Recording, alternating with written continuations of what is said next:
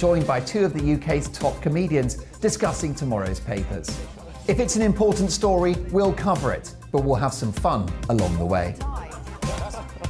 Headliners, the late-night paper review that won't send you to sleep like the others will. 7 nights a week at 11 p.m. on GB News.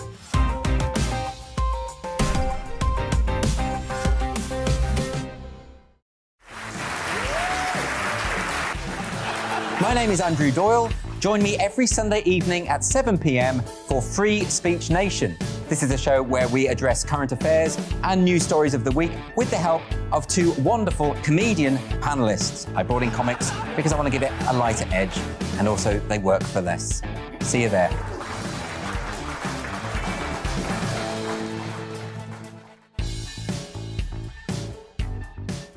Monday to Thursday, 9 p.m. till 11 p.m. Join me, Dan Wootton. I'll bring you the sharpest takes and hottest debates. And it's about standards and public life. No, I'll tell you what's hypocrisy, Narinda. I guarantee you there'll be no spin. We believe in the UK. No bias, no censorship. It just doesn't make sense to me. He wasn't doing his job as Chancellor. And no reason to go to bed. So I guess they've always been quite woke. That's Dan Wootton tonight on TV, radio and online. Monday to Thursday from 9 p.m. till 11 p.m. on GB News. Join me every Sunday at 6 p.m. for Gloria Meets. In exclusive interviews, I'll be finding out who our politicians really are and what they really think. I think I've seen probably quite enough of Matt Hancock to last me a lifetime. I'll also be getting to know you better, travelling to find out what you think about the politicians who are fighting for your vote. They've got to get this country back on track. Join me every Sunday at 6 p.m. only on GB News, on TV, radio and online. We are GB News, and we'd like to say thank you to each and every one of you for bringing us your conversations, for helping our great nation find its voice. We are here for you on radio, television, and online, across England, Scotland, Wales, and Northern Ireland. It's not the BBC, you actually get your facts right. We are proud to be GB News, the People's Channel, Britain's news channel.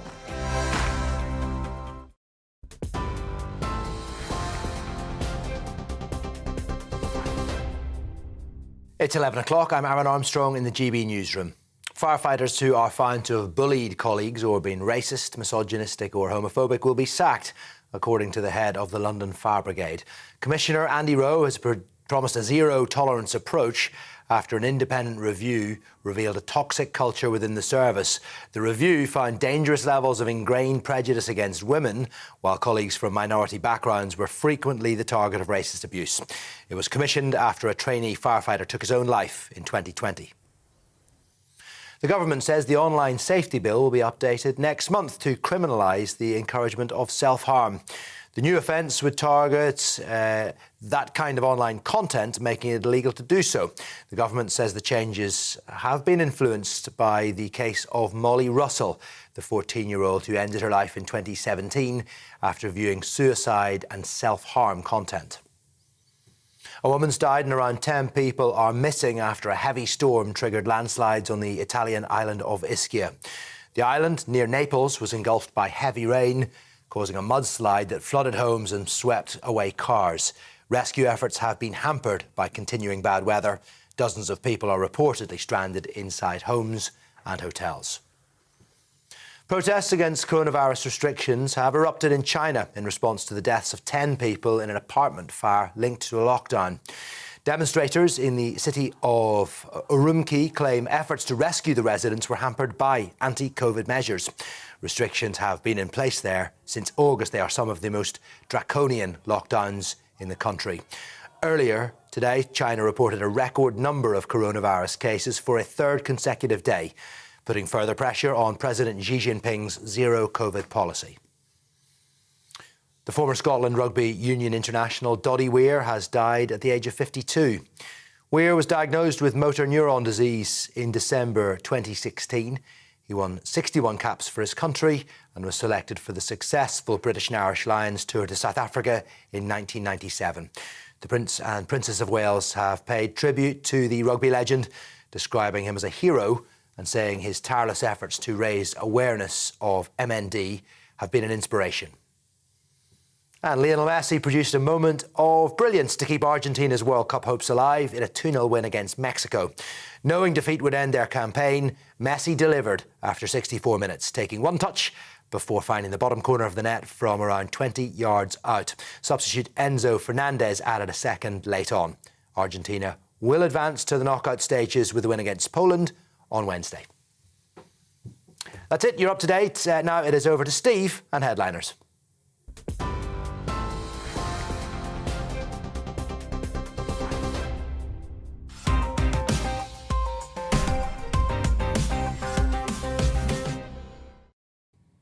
Hello and welcome to Headliners. I'm Stephen Allen. I'll be taking you through Sunday's top stories with the hungover Josh Howie and the overhung Kelvin McKenzie. That's harsh. If Well anything, hung. lost weight. Well hung. Well, let's not prove that live on TV. But first, let's charge through Sunday's front pages. We start with, let's get into it. Take a look at the front pages. The Sunday Telegraph, thousands in 12-hour A&E waits every day. The Observer, blow to Brexit as landmark deal sees trade slump. The Times, fire chief will sack racist and sexist workers. The Express, migrants housed in forces' homes.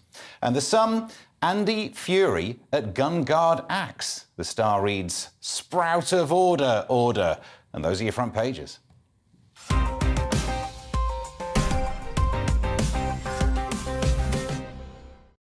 Josh, let's try and make some sense of this. Talk us through the front page of The Observer. So their big one is, well, first they got a photo of a footballer. I don't know who he is, but he doesn't have any teeth. That seems to be apparent. And but the main story is, blow to Brexit as landmark new deal sees trade slump. What a surprise that the Observer is doing something that Brexit may not be that great after all. But it is interesting. This is the first time that we're seeing some concrete figures coming out. And the big deal they signed in 2020 with Japan, a big free trade deal that was meant to raise 15 billion extra for our economy. And actually, it seems like figures have gone down. So we're actually exporting less, have less trade with them. And that's not great. I mean, this was signed under that phase when Liz Truss was in charge of a lot of deals. Are we now looking back thinking, has Liz Truss done something that didn't pan out well? Is that the news story here? Amongst other things. I mean, well, look, we're seeing trade going down. Basically, apart from Russia's the only other major economy in the world that's basically doing worse than us. And I think they've got something else going on. Yeah, so, Liz Truss visited there as well. Not that I'm saying there's a You're link. just going to blame everything on her. Right, fair enough. Good idea. What about you? Honestly, the whole country is in the cart. The fact is that Japan doesn't want to be helpful towards buying stuff, which we're probably not making anyway.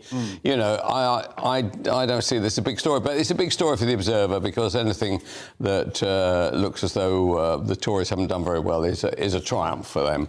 And the only thing that is a triumph, actually, is that nobody buys the bloody Observer. So I'm just anybody out there, by the way. The very impartial Kelvin.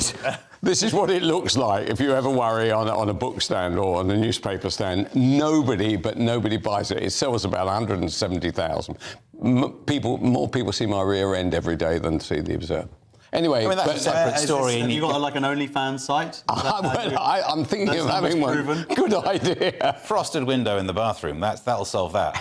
Are we measuring the wrong thing in this story, though? Because we're talking about Brexit and then we're just looking at trade deals as if we're ignoring other reasons that people may have made that vote. Because what I notice in the analysis is it presumes everyone thought Brexit would be good economically, and that's the only reason they voted that way. I mean, one of the things that has turned out to be a complete disaster is migration. Because, OK, I didn't realise, probably you guys may well have realised, that had we stayed in the EU, those boats could not have come across the channel because they would have been returned to the folk whence they came, which was the landing point would have been France, or France would have pushed it back to Bulgaria or something, right?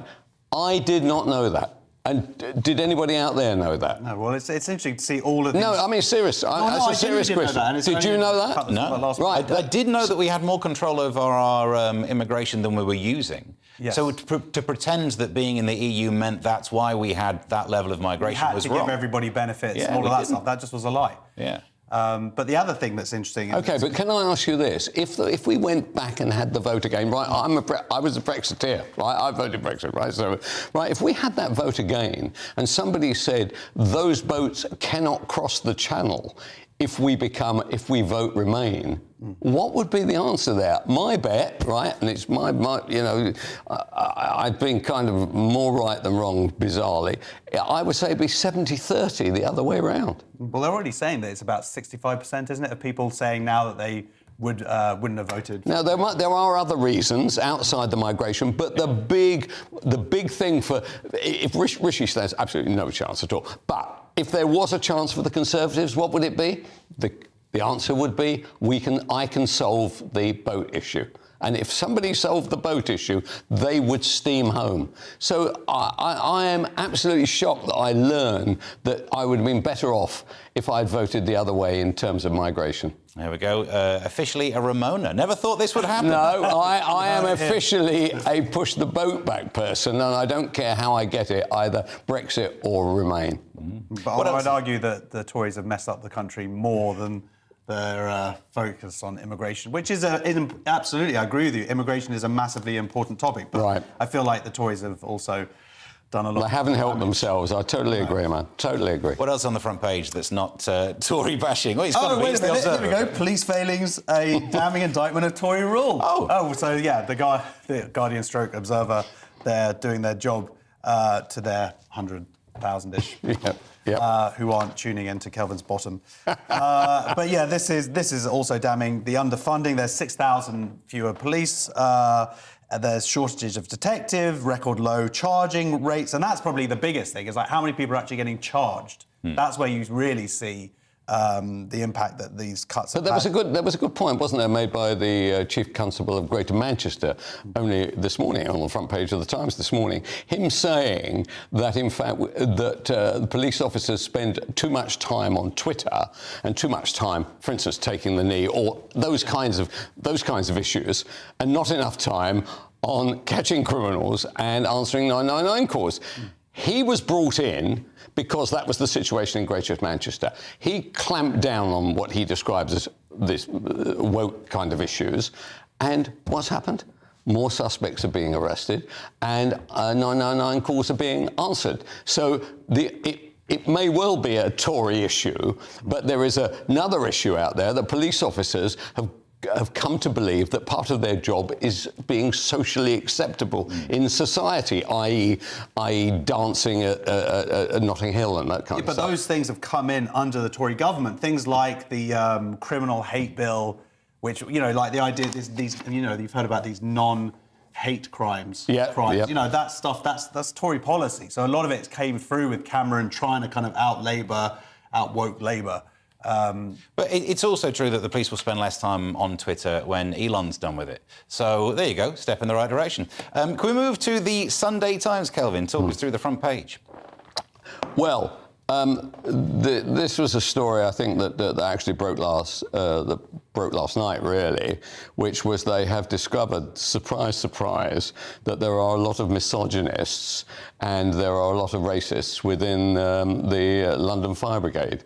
I don't know why that should come as a surprise. In fact, the guy who carried out the research now says, actually, it was shocking what came out. He said, however, I've had the BBC on the phone to me, BBC employees, saying, please come into our organisation, because there's a lot of that going on there.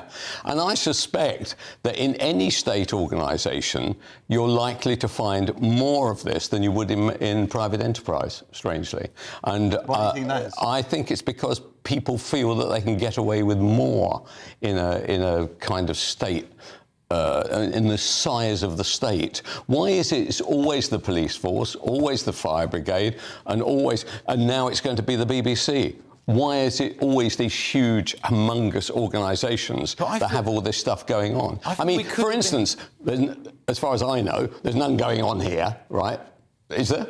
Well, no, go on, seriously. Second night on the show, is it? You wait for the third one. Yeah. No, but why? I imagine we could be sat here having a conversation about how people in the BBC are more likely to complain about bullying, and then we'd be talking about, oh, maybe they're all snowflakes. So which side of this debate should we be? Well, I don't know. I'm just quoting what this guy says here. I mean, this is some shocking stuff in here. But does it come as a surprise to you that a whole load of rather tough blokes, you know, of a certain kind who are attracted to it are acting in this way? Was this a shock to you? No, but I mean, I guess what the shock is, it's not that men can't behave that way in that sort of laddie culture, and it can kind of expand within it what's acceptable, and then suddenly they kind of top each other. I could see that happening, but the fact that they haven't kind of cottoned on that it's just not acceptable anymore, and also sending messages and stuff like that, and having these evidence of it is the stupid well, stuff. Well, the stupidity of it as well. They sort of feel like they can get away with it. Yes, I totally agree with that. I totally agree. So there's only one way that they can get away with it. It means that the bosses are allowing it within fire stations. They are simply turning a blind eye to this stuff going on rather than calling it out. So they can sack. He said that people will be sacked, which is fine. But actually, I think he's probably going to have to sack some of his immediate colleagues as well. We'll see, yeah. I mean, we're going to talk a little bit more about that story, but I just wanted to say before we move on that there's a picture of Helen Bonham Carter.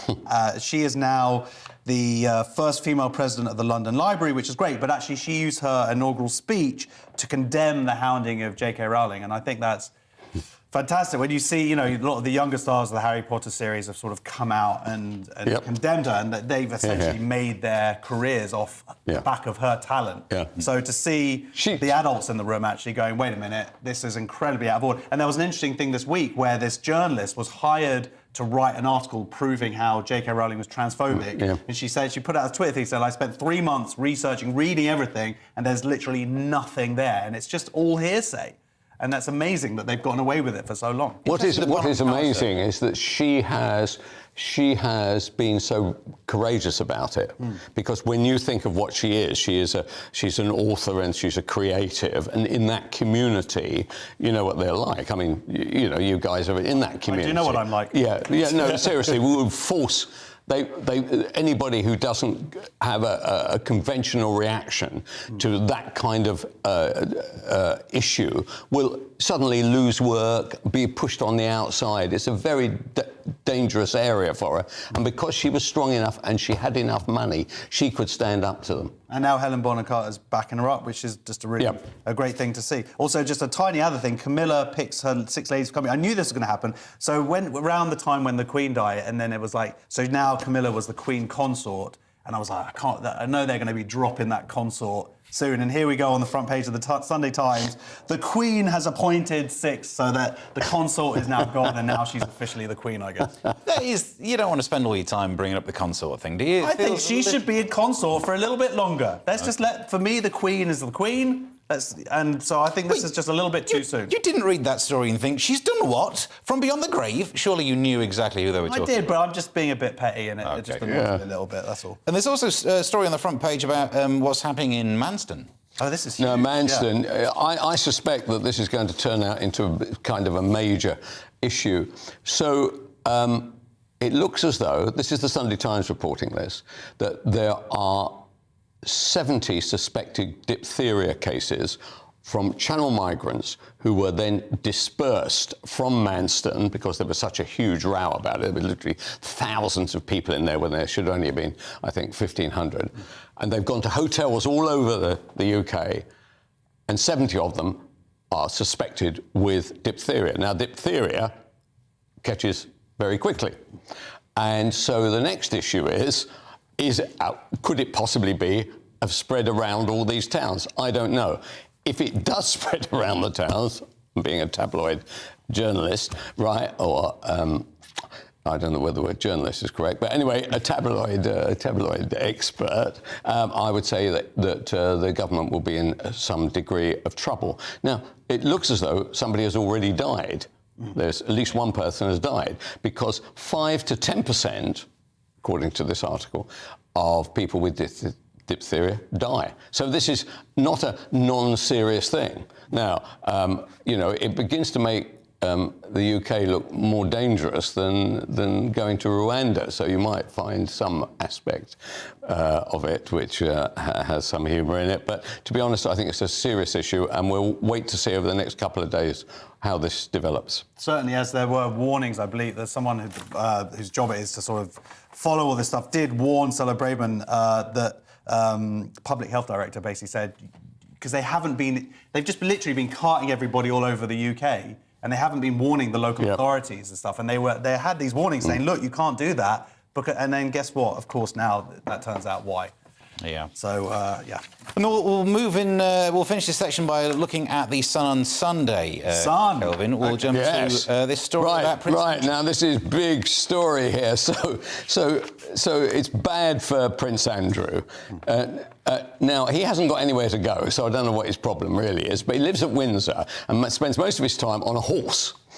Because and a Pizza Hut. And yes, Pizza Express. Sorry. Yeah. Good plug there for especially for Woking. So I think that anyway, he's now been told that he's no longer going to have an armed guard because they're going to save £3 million, and also pointing out, where do you want to go? Now that may be the other issue, of course. Where is Prince Andrew going? So he hasn't got anywhere. He's got no schools to open. He's got nothing to do. So why is he bothered? But this is another example of him being marked down the pecking order in the royal family, and allegedly he's very angry about it. The thing I can't quite understand is, although he's angry about it, how is it that the Sun on Sunday is the only people to have discovered his anger? I mean, I can't believe that he's calling up, I don't know what this lady's name is, Kate Ferguson, described here as the... She's probably Ferguson. There's probably some relation going on there. Do you ever call them up? Do you ever call up the Sun nowadays and go, oh, yeah, I don't know, I wouldn't have gone with that cover, mate? No, I sometimes feel it, but I don't actually bother, mainly because they wouldn't take my call. OK, well, that's a pretty good reason. Well, that's it for part one. Join us in just 2 minutes for the Taliban putting up buildings, the Chinese stuck in them, and racist firemen running into them.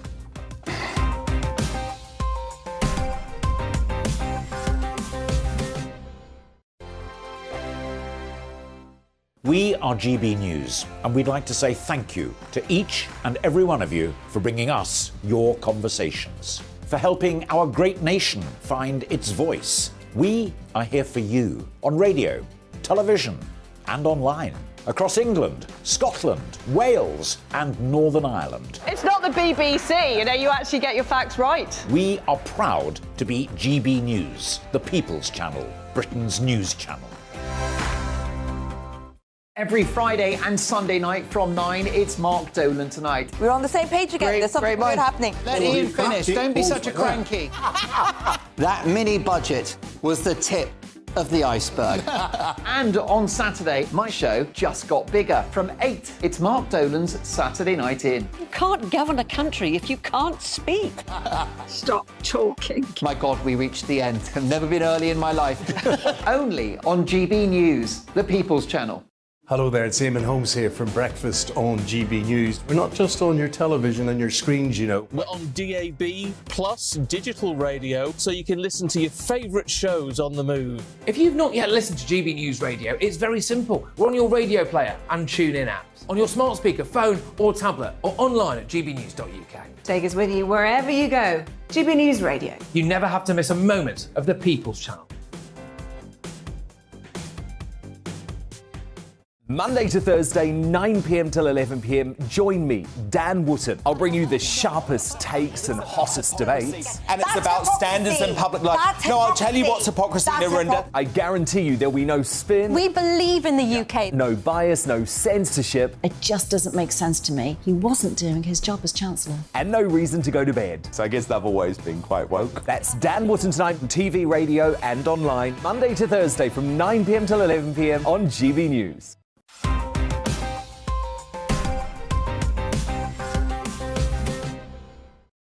Welcome back to Headliners. I'm Steve N. Allen. He's Josh X. Howie. And he's Kelvin C. Mackenzie. I won't guess what the X stands for, and I better not guess what the C stands for. We'll move on to the Mail on Sunday. Kelvin, police and pilots, they may be getting younger, but pensioners are getting older. Right, so here's an alleged idea, which is allegedly being floated by the government, that they're planning to raise the pension age in 2 stages to 67 by 2028 and 68 by 2039. And now, these are issues which may not affect me, right? No, I don't know. Oh, don't put yourself down. You've still got many years ahead of you. I just feel the 2039 is probably out of it. Right, now, the reason for it is because it means the government doesn't have to pay out so much money, therefore they save money. However, as is pointed out by the pension experts, the truth about the matter is, thanks to our Tory friends, we aren't living as we were told, to 190, right? We are, in fact, like that. And if anything, it's slightly like that. So the gap between when you retire and when you die, right, is getting narrower and narrower. And I wonder whether it could cross the other way and that you have to pay more money back in inheritance tax once you're dead. Or there could be some sort of AI created from you, and you have to sort of do menial tasks online or something. It's only in relatively recent terms that you could look at that, because if you remember when it was brought in, I think I read somewhere, your life expectancy was 67 when 65 was brought in as your pension age. So the gap between pension and dying, they were making some profit on it, but we've lived a lot longer, so there's been a lot of drift between pension age but we're now drifting back towards the 65. Yeah, we're not going to get back down there, are we? 65? The way this government's I don't know. With your drinking issues, I would have thought that you might. I definitely took a couple of years off last night. That's for sure. And the other thing that's quite interesting about this is that as people are in worse health, they'll have to, like, instead of being sort of retired, they would instead be unemployed because they're not able to work, in which case they're claiming benefits. So the idea that this would be saving money might actually backfire in that way as well. But I'm never going to retire. You're not retired? No, I am not going to retire, no. I'm not going retiring? No, the only reason I still eat fried food is I can't afford to live long. No pension, I better get something in my arteries. God. I know, it's terrifying, isn't it? No pension. Life of a comic. Miserable. Let's move on now to, we can go to The Telegraph, Kelvin. And here's something that you don't see every day, a protest in China. Yes, a protest in China over the very illness which they gave to the world, of course. Getting that GB News vote. Here we go. Yes, I'm looking for Twitter followers. Yeah. Right. So the point here is it's a place called. I've never heard of it, so I'll spell it for you. Xinjiang. Xinjiang, right, OK. So there has been protests that have broken out. Racist Chinese accent, sorry. Yes. A bit late now. No. Did it, cancelled. Yeah, that's right, we've all been cancelled. Right, so these protests broke out, and it's due to the fact that it's been subjected to some of the country's most draconian COVID measures. And people literally fighting and taking on the authorities. And I cannot for the life of me understand why China continues to control in this manner. What is the reason? Does anybody know? Because actually they want their factories to work. It obviously is against the people. The people don't want to be controlled in this manner. Is it the fact that if there are any deaths, they think it will have a political reaction? I don't know, but I mean, like you say, it's insane. They've been locked up in that city now for 100 days, like in their homes. They've literally, and that was part of why this thing is, because this fire broke out and there were these footage. Now, the authorities are saying this footage isn't real, so it definitely was. Yeah. And of like doors that have been like glued shut, and so these people couldn't escape. So this is part of what they're doing.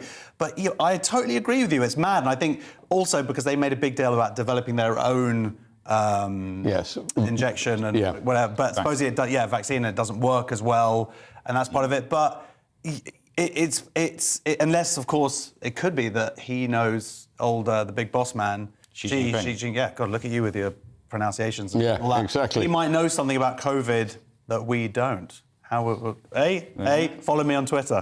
But they're pursuing an idea of zero COVID, which is surely just undoable. It's trying to get your milk out of your tea after you've stirred it.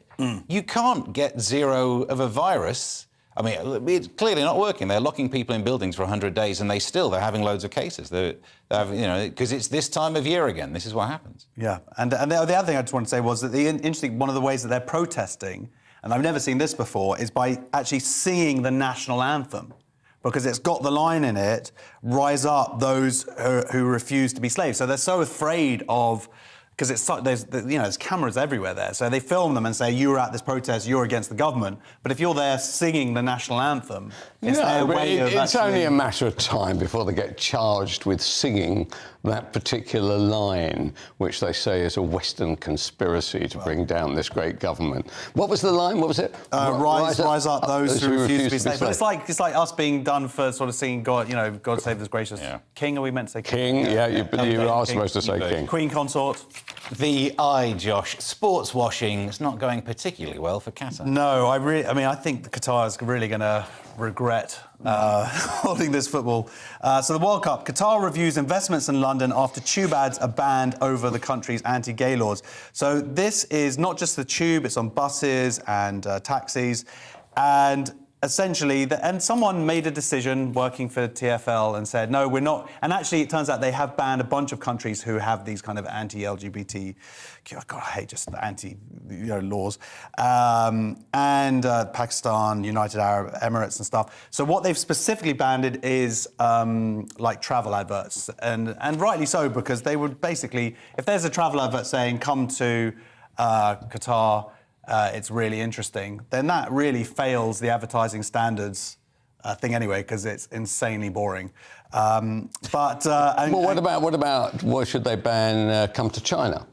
Well, let's see if they haven't done that. I guess China, I don't know what their LGBTQ plus, I think they're all right, aren't they? Yeah. They have oppressed the whole nation, haven't they? You're not... Well, no, I agree with you, but leave the building. It's very difficult. I don't agree. I don't like this at all. I don't like it for two reasons. One is Qatar is a big investor in London generally. Okay, so and you personally? Well, I'd like them to be. I've got a new venture starting in January. If you'd like to contact me after the show. That they, for instance, they own the Savoy, they own the Grosvenor, they own 20% of Canary Wharf. They are big investors in our country. And the other thing that they do is that they supply to the whole nation 9% of our gas needs. So if we feel... I love Qatar. Good old Qatar. Exactly. Good old Qatar, feeling nice and warm. So if we feel strongly about this, and Mayor Khan is the overall boss of Transport for London, if he feels strongly about this, why doesn't he say, look, we're not only not taking your ads, we're not taking your gas either. But anyway, that's... Fair enough. Well, look, we don't have to... point out the hypocrisy that seems to run this the whole world at the moment. Yeah.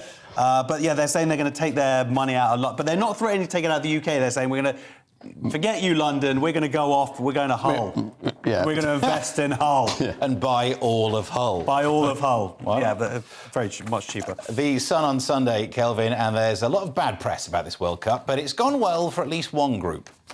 It has gone well for, allegedly, the Taliban. Oh, well, that's... So, apparently, what happened, I find this hard to believe, but the Taliban, before they were gone back to their natural homeland, Afghanistan, were allowed to operate out of Qatar, and they had an office. Paid? They were actually paid to operate by the Qataris? That is true. That is true, in order to make sure that they didn't have their place blown up, is the truth about the matter, which is the same issue that Dubai has. How on earth, in the Middle East, can a place, Sodom and Gomorrah of the Middle East, not suddenly, boom, everything starts blowing up by ISIS? Why? Thank you very much indeed. So anyway, what happened was they started going into the heavy construction business, the Taliban. And it's they a 180 turn, though, isn't it, really? And anyway, they got into this and found out it was enormously lucrative. Why? Because they were building all these stadiums and everything was going on there. They've made an absolute fortune. I don't know, some Taliban members, it said here, had between 6 and 10 pieces of heavy machinery, each in Doha, that would earn up to 10,000 per machine per month. Anyway, they've all gone back to Afghanistan now. The stadiums are all working, as we see every night on that, or every day on that TV. So now they can get back in the heroin business. They can. The important subject. Yes, you're quite right. Any word on the Taliban's point of view on the oppressive attitude towards women that Qatar have? No, strangely, the Taliban are pretty fine with their LGBT. They haven't. The spokesman has not spoken up about the LGBTQ plus stuff. No, I don't know if any women were allowed to drive that machinery that they owned or not. But you'll take a safe guess. Yeah, but that's the thing about Qatar is that they've got the Hamas leadership there as well. They've also got millions there. There's a lot of dodgy people hanging out in Qatar. Yeah. And now David Beckham's there. That's it for part 2. Join us in mere moments where Trump breaks bread with racists. We find out what segs means. And do we now have to refer to this guy as she?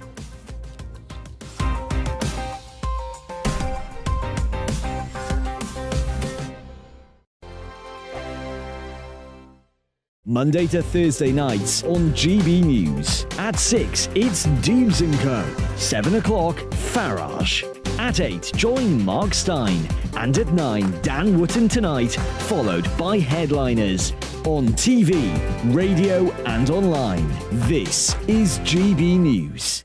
We are GB News, the People's Channel. Why not take us home with you by visiting the GB News shop at gbnews.store? You'll find all the official merchandise, a really good present actually for yourself, your friends or your family. We ship across the UK mainland at no extra cost. GB News, the People's Channel. Hello, I'm Esther McVeigh. And I'm Philip Davis. Whether you're watching or listening on TV, online or on radio, we handpick the latest stories, debates and expert opinions for your weekend. So whether that's politics, news or showbiz, we've got it covered. Join us every Saturday morning at 10 o'clock on GB News. Monday to Thursday on GB News, it's Bev Turner Today from 10 a.m. We're going to be here for you, our GB News family, to keep you up to date, but also make you smile. The guy went from puberty to adultery. And I can't wait to bring a few of my own opinions. I have no time for cultural totalitarianism. We'll engage in passionate, but always polite debate, with your thoughts and opinions at the centre of it all. Monday to Thursday, 10 till 12, on TV, on radio and online. Hi there, it's Stephen and Anne. At breakfast from 6 a.m, you'll always be caught up with everything you need to know, the latest headlines, opinions and debates. We'll bring you the good news and the bad, but most of all, we're here for you. Remember, send in your views and let us know what you would like us to talk about. That's because we're your news channel. And every morning at 6 a.m, it's breakfast on GB News.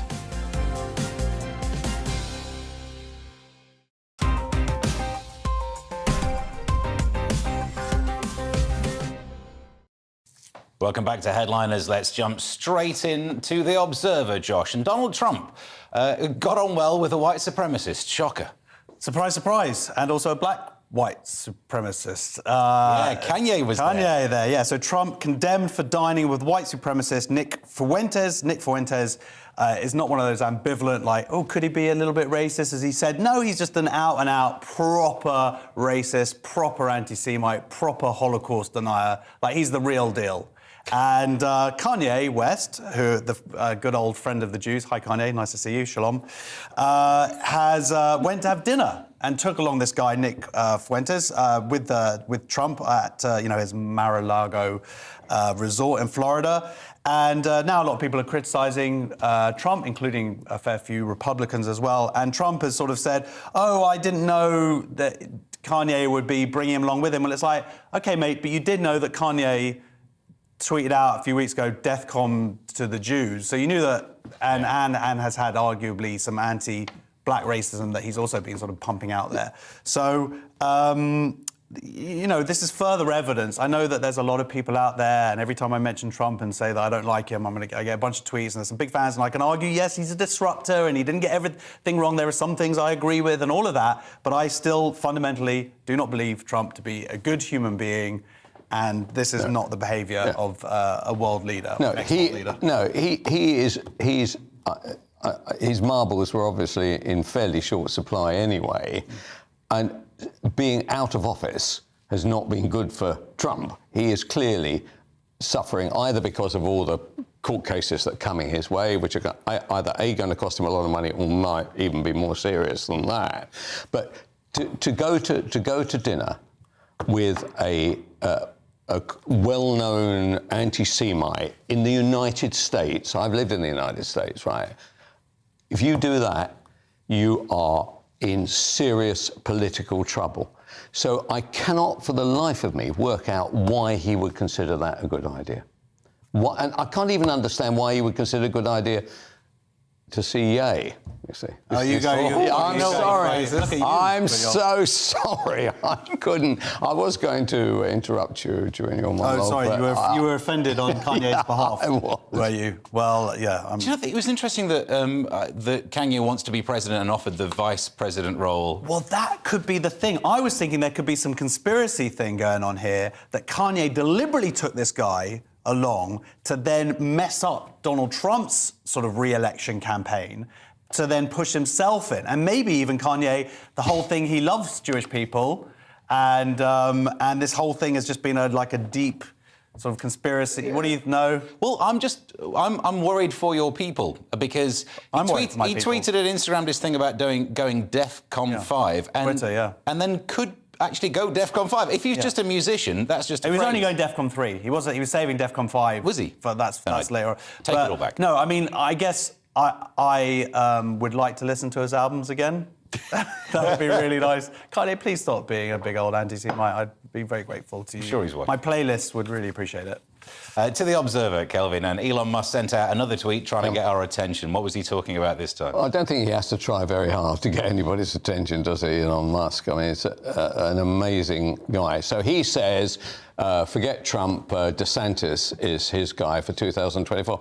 I have no idea why somebody in his position has to announce anything at all. Why?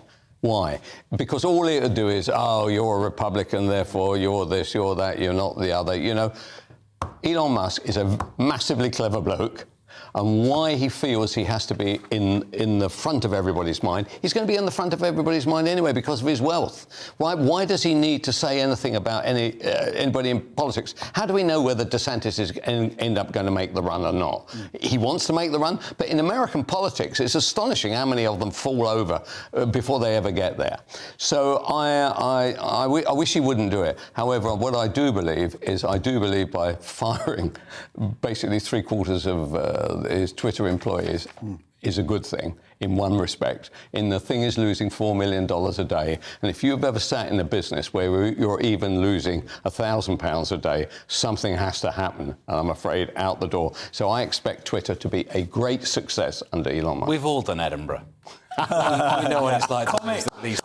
Comics are not the right people to speak to about businesses. Like, we lose thousands of pounds for our egos. Yeah. So actually, maybe this is similar. Maybe we actually can relate to Musk. I mean, look, he's lost their advertising accounts for 90% of Twitter's revenues. I think that he himself is talking about how there's been this massive drop because of this, including, you know, back these sort of previously banned accounts. So we'll see whether he can start actually turning a profit. But yeah, of course, there were definitely a bunch of people working at Twitter who probably were overpaid and not really doing very much. And, you know, so he's maybe getting some stuff right, some stuff wrong. You know, we're all human. Yep. To the Sunday Times then, Josh, and social media users think that they've invented something which we dyslexic porn users have been using for years. Yeah, it's something called slang. Slang. Slang, yeah. Spelling Segs stuff wrong. and weed. Social media users invent algo speak to outwit content police. So all these social media sites now, they have this AI that can sort of point stuff out. And you actually get these weird things where if someone puts up a video like proving the Holocaust or like fighting against anti-Semites, like those videos get banned because of use of certain words and whatever. But this is actually more like I didn't know any of this stuff. So segs is sex, and basically we've known also that racists use this kind of slang to identify things. So like if you show your hand, that supposedly shows like white power or the palm of your hand or something like that. No, sorry. Marcel Marceau has got something to say. Oh, you think that, anybody... Well, I'm pretending to be in a box. I know what he was trying. Actually, you know what? I've seen videos where it's not just racists use that. I think I've seen like people like for Black Lives Matter, instead of saying white people, showing the palm of their hand. So that maybe... It's interesting, but this has always gone on, and Cockneys and this is not a new thing. This idea that people are going to invent this. Does it explain why on some tweets I get sent the expression CNT? Oh, that means really good guy. That means that they're big fans. Also, I was shocked to find out that the word accountant means sex worker, which Yes. I'm now really worried about who I send my papers to. But some of these are quite confusing. I guess the weed, but nip-nops, nipples, nip-nops. Yeah, Quite like that. I don't know who came up with that one, but I like a bit. That one's guessable, though, isn't it? Surely no one's scratching their head going, what could nip-nops be? Yeah. You'd know, wouldn't you? You could see the picture. You're such a nip-nop.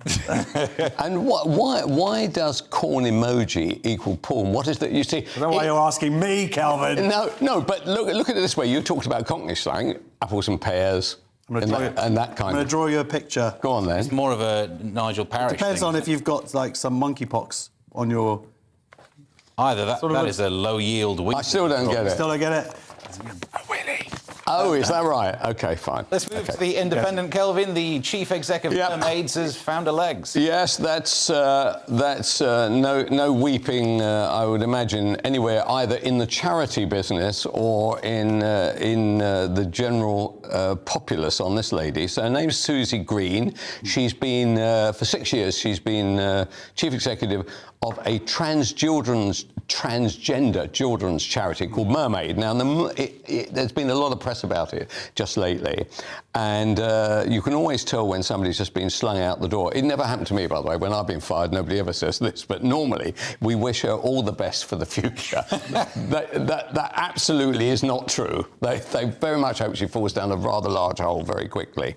And anyway, so her problem is that there's been the analysis of this place seems to be that they are grateful for everything she's done to support trans, non-binary and gender-diverse young people. They're so thankful they're getting rid of her. And so it's got 44 staff members and 110 volunteers. Now, apparently, it was founded in 1995.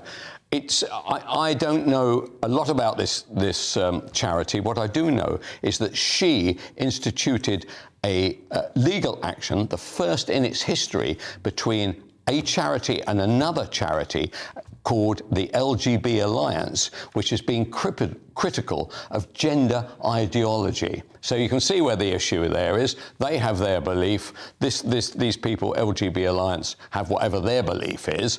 And their belief is that they're a two-sex, because essentially you have like Stonewall that are now defining sexuality as attracted to the opposite gender, as opposed to the opposite sex. So this is what they're pushing. So the LGBT Alliance is saying, no, I'm not attracted to the opposite gender, i.e. a man in a wig or whatever, you might think that they're a woman, the opposite. They're saying, I'm attracted to body parts. And so there are homosexuals who are being accused of being bigoted for not sleeping, and there are particularly lesbians who are being accused of being bigots and transphobic for not sleeping with biological men with penises, and they're being called bigots because of it. So this is part of what this thing, and I was reading, this is all on Twitter, the whole LGBT Alliance thing, and it was fascinating, and their lawyers absolutely destroyed the lawyers who made the complaint. And the irony is, of course, that now mermaids themselves have been recommended to the Charity Commission because, as you say, some of these they were sending these breast binders to children as young as 30 against... That was the big story, and also one of their trustees, turns out, was like proposing this sort of paedophiles, basically, was like a proponent for paedophiles. I mean, the stuff is meant... But this person, Susie Green, on herself, there's a TED talk that she gives where she talks about her trans daughter now and says that she took... First of all, she gives the history. He says he was playing with, when he was a kid, like 4 years old, playing with trucks. No, playing with dolls. Her husband, and basically admits her husband was worried that he was gay and was homophobic. So then suddenly it turns out, no, she's a girl. And now her husband... So really, the whole reason this child was sort of trans... What age is that child now? The child now is, I believe, like late teens or something. But there was... Is the child happy in her or his That's what she says. But she dragged him off at the time, but now her, to Thailand when she was 15 to get the full sex surgery. No. Yeah, I mean, Can you make that decision at 15? Well, that's the thing, isn't it? She dragged him off to Thailand. I get legal issues. Is that true? That's absolutely true. So this is not a good. And what's very interesting is to see is all these companies that have previously supported mermaids, big companies, now deleting their tweets. A lot of that they've raised money in the past. A lot of celebrities have been sort of just going, "Oh, mermaids amazing." And as all this stuff is coming out, you're seeing a lot of people being very quiet. I'll tell you what would be useful if Susie Green came on. Oh, of course. GB News and explained that about the child. I mean, that is absolutely shocking. And by the way, I just want to say this is in The Independent. The Independent has previously not really reported on this issue, and when they have reported, so The Guardian this week did their first kind of expose showing how the increase of young women, it's mainly teenage girls, becoming trans, how it's gone up 5,000% over the last 10 years. So there were people who wrote for The Guardian a couple of years before who basically lost their jobs for writing those kind of articles. And now The Guardian is coming on board. The Independent is coming on board finally after years. And everybody else has gone, you're a bigot if you talk about this. And now these supposedly, I hate using the word woke, but these sort of papers that are known for being like that. Don't worry, Josh, we've got a Telegraph with trans issues, so you can go through. More Telegraph! You go straight through with that. No Telegraph. You thought getting your head around the concept of the Holy Trinity was tricky. Get your head around this. So Jesus could have been transgender, claims Cambridge Dean.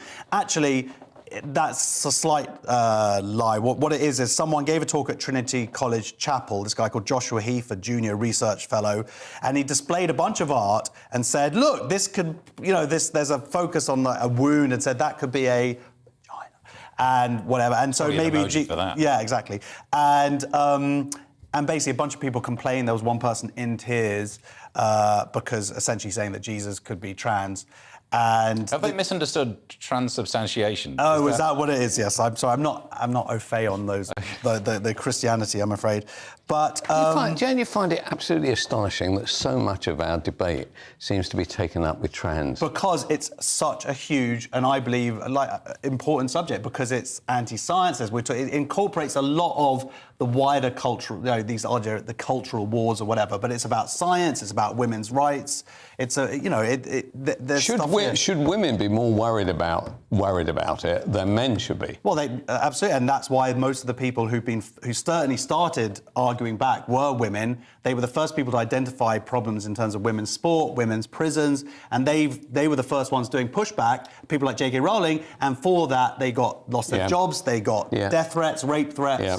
So, absolutely, and now the rest of the world is catching up, but it was definitely, and it was, I would argue, UK feminists who were the first to actually raise this stuff a few years ago. And look what happened to Jesus.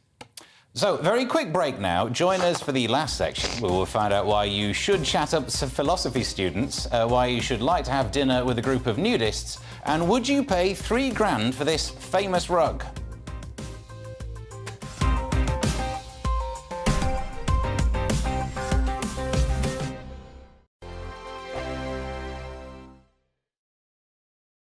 Every morning from 6 o'clock, we'll wake you up with GB News Breakfast with all the stories you didn't know from the night before. So whether it's serious news, entertainment, or your own views from all over our great nation, we're here to kick off your day with a smile. And the national media should be reflecting and reporting what's happening here. You will notice the northwestern accents. Whether you're with us on TV, radio, or online, every morning, it's breakfast from 6 a.m. Hope you can join us. Join me every Sunday at 6 p.m. for Gloria Meets. In exclusive interviews, I'll be finding out who our politicians really are and what they really think. I think I've seen probably quite enough of Matt Hancock to last me a lifetime. I'll also be getting to know you better, travelling to find out what you think about the politicians who are fighting for your vote. They've got to get this country back on track. Join me every Sunday at 6 p.m. only on GB News, on TV, radio and online. We are GB News, right across the nation. You can get us on television, on radio, on digital. We're absolutely everywhere. Amazing! You see, amazing! You remind me of me in the European Parliament. But here's the most important bit. We are not part of the mainstream establishment. We think and speak just like you do. We are the People's Channel. Magnificent. That's really, really thoughtful. Come and join us on GB News, the People's News Channel. My name's Tom Harwood, and join me 9:30 a.m. every weekday for The Briefing, your one-stop shop for everything you need to know about what's going on in politics today. I wonder if this is a deal that might need to be like the biscuits in this factory, twice baked. Is there not an opportunity here to win out against the extremes? Tom Harwood, GB News. What are you going to do about it? Things should have been done differently, and they certainly are being done differently. Don't miss it. The Briefing with me, Tom Harwood, 9:30 Monday to Friday on GB News.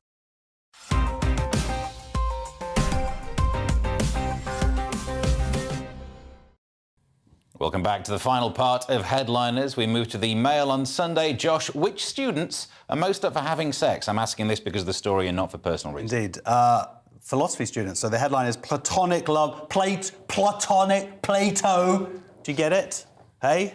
I didn't. Oh, thanks very much. I had to look it up. As a maths student, I just know platonic solids, which might be useful in this story. Well, they don't actually mention maths students, but this is a study they did at Cambridge. They interviewed 600 scholars. Turns out that philosophy students have the most sexual partners, 17, probably because they can just talk the most amount of rubbish. And whereas students of classics is only 3.84, but I would argue that Boris Johnson probably bumped that figure up. It was probably like 1.2, and then he solely pushed that figure up there. There's definitely someone who's not a maths student, which is the one student who claimed to have slept with 10,000 people. If you just divide that by the number of days he or she would have been alive, it's not a chance of getting it done. That was he's a student in lying.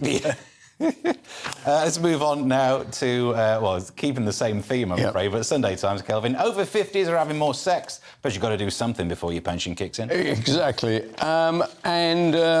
The answer to this is that there are people who are getting married, divorced, free and single are joining a very open website called Field, F-E-E-L-D. Can we just write that down? That'll be £87.90 to the Field PR team. And there you can go and you can get anything you like. Want a bit of bondage, bit of polyamorous, a bit of bi-curious, or a bit of hetero-flexible. And the top areas for 50-plus users are London, Kent, Hampshire, and my own Surrey. So there's obviously a lot going on even in Weybridge, and if any young ladies out there like yourselves would like to join me on Field later, I'll be under the normal name. On Field or Inner Field? The thing about this being a dating app for people over 50, I don't want to be too harsh, but you know they're using the app like this. That's how young does this people work? How do I upgrade? They're swiping on things they don't know what they're doing.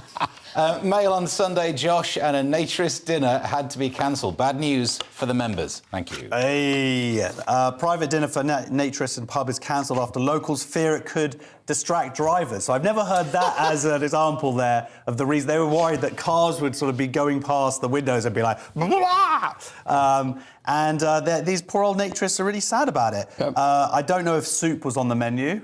Nothing that splashes. Yeah, nothing. You don't want any splashing there going on. But yeah, the locals. I don't know if I'd want to live in that place. I mean, look, I'm not a fan of. I don't like being nudie-doody around and about and stuff in public. But at the same time, it seems the town seemed to have got a bit crazy about it. Went, oh my God, everyone was complaining, and so I think it's a little bit silly, but it's a bit sad. So they all went to McDonald's. It's a happy ending. Can I just say, credit to the Mail, because they have a sentence in here which they don't even flag up as a joke, but they say, leaving the 22 naturists who bought tickets having nothing on that evening. Hey, that's the Swan Inn in Sandhurst, Kent. Yes. Are you on your way there after you've been to the Field? After I've been to Field, yes. And then to the Sun on Sunday, Kelvin. Yes, right. So obviously I was the underbidder for this. So Paul Daniels' wig sells for nearly £3,000 after his widow, Debbie McGee, put his tricks and props up for sale. It was expected to fetch £300, and it was part of the whole lot. Actually, she did rather well, actually, considering it's gone. She raised £156,000, which would be, I presume, tax-free, would not be connected with the estate, would it? I don't know. All I know is it was the best £3,000 I've ever spent. It's going to be arriving. Tune in on Monday to see its effects. I'll fight you for it. I'll fight you for it. Surely, though, if you wanted anything, maybe I'm getting this wrong, but Paul Daniels, you'd want the magic tricks, wouldn't you? The props would be amazing. Well, it says here there was a transposition cloak and mask which went for 3,250, and a letter from Harry Houdini to another magician got 1,690 quid. Wow. But some people bought the wig. You've got to have the wig. That's an iconic wig. That is a piece of British television. I suppose, yeah, not a lot or something. That's all we've got time for. Thank you to my guests, Kelvin McKenzie and Josh Howie. Headliners will be back at the same time tomorrow night. Mark Dolan will be the one who will be sitting in this chair, being joined by Diane Spencer, and Kerry Marks will be making their way through the newspapers. If you're on catch-up, it's time for breakfast next with Stephen and Anne. So until next time, you're all up to date.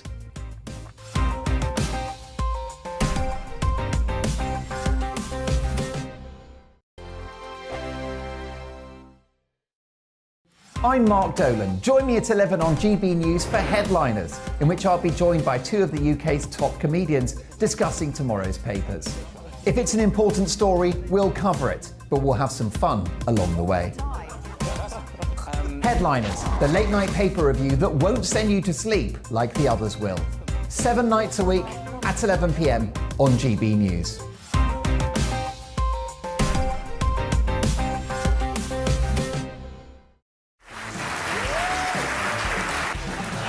My name is Andrew Doyle. Join me every Sunday evening at 7 p.m. for Free Speech Nation. This is a show where we address current affairs and news stories of the week with the help of two wonderful comedian panellists. I brought in comics because I want to give it a lighter edge, and also they work for less. See you there.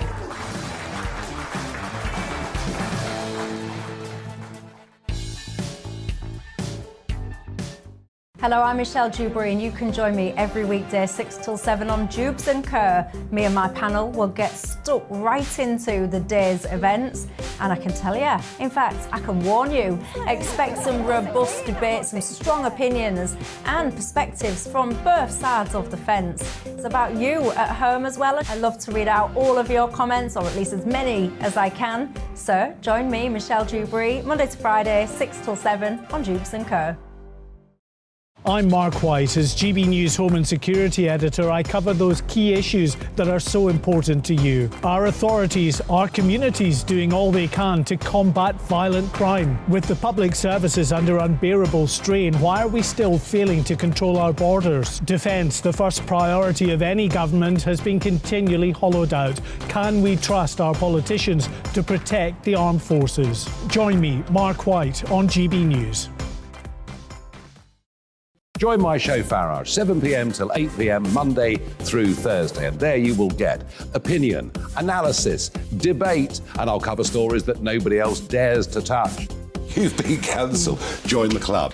Oh my goodness me. And then for the last 15 minutes, talking pints. We're over a drink. We have a civilised conversation with someone. We very often disagree, but we do it in a grown-up way. Come and join me on Farage. Monday to Thursday on GB News, it's Bev Turner Today from 10 a.m. There's never been a more interesting but also critical time in British politics, and I can't wait to bring you the biggest stories of the day with the best factual accuracy and also a few of my own opinions thrown in. We'll engage in passionate but always polite debate with your thoughts and opinions at the centre of it all. Monday to Thursday, 10 till 12 on TV, on radio and online.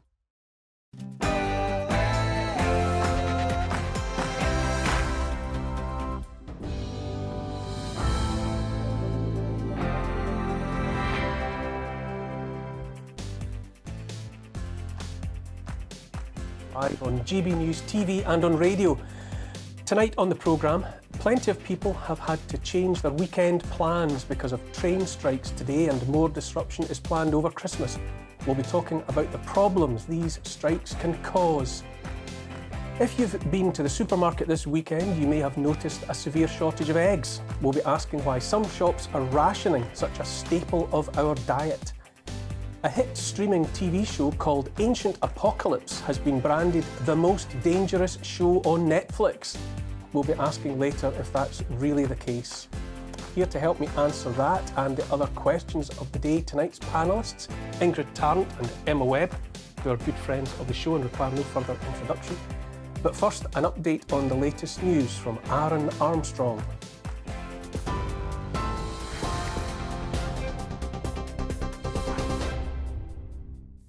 Thank you very much, Neil. It is 6:01. I'm Aaron Armstrong in the GB newsroom.